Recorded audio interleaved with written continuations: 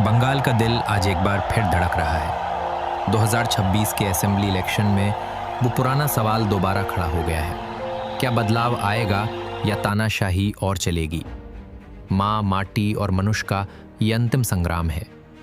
पिछले 5 दशक से ममता बनर्जी बंगाल पर राज कर रही हैं, लेकिन उनकी यात्रा शुरू हुई थी एक बड़े झूठ से।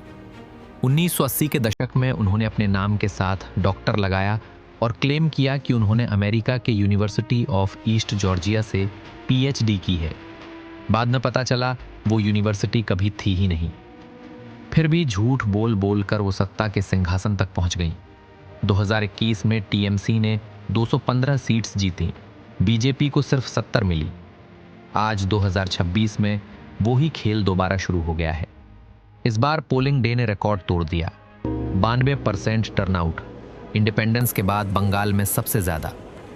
लोग अपना वोट बचाने के लिए घंटों खड़े रहे, लेकिन साथ ही ड्रामा भी शुरू हो गया। फलता में डायमंड हार्बर कॉन्स्टिट्यूएंसी में टीएमसी कैंडिडेट जहांगीर खान के पोलिंग बूथ पर एक शॉकिंग सीन दिखा। बीजेपी का लोटस बटन टेप से ढक दिया गया था। बीजेपी वर्कर्स ने चिल्लाया, लेकिन कोई नहीं सुना।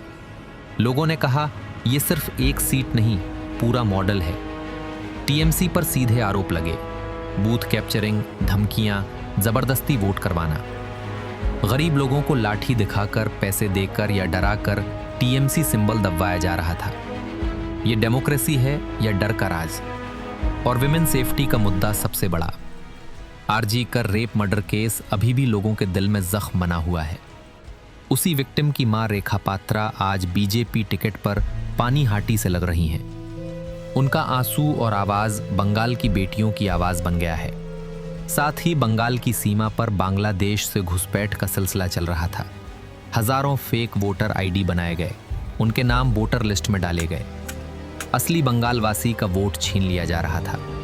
इलेक्शन कमीशन ने स्पेशल इंटेंसिव रिवीजन एसआईआर की, वोटर लिस्ट साफ करने के लिए, लेकिन ममता बनर्जी और टीएमसी ने इसके खिलाफ पूरी तरह विरोध कर दिया।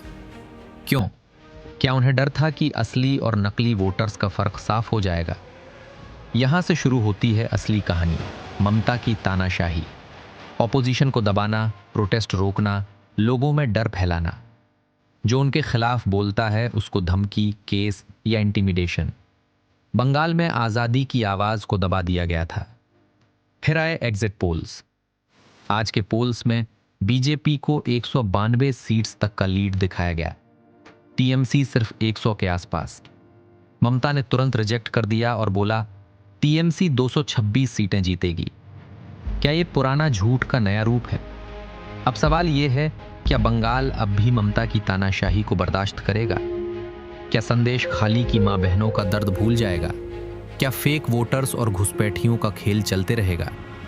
क्लाइमैक्स यही है दोस्तों। 4 मई 2026 को काउंटिंग है। बंगाल का फैसला होगा। क्या बदलाव आएगा?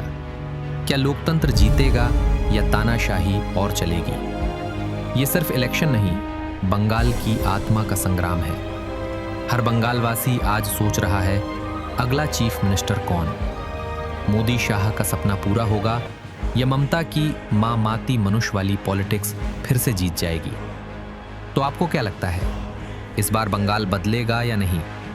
4 मई का इंतजार है, लेकिन आप अपना फैसला अभी कमेंट में बता दो, क्योंकि ये आवाज़ बंगाल की आत्मा की आवाज़ है।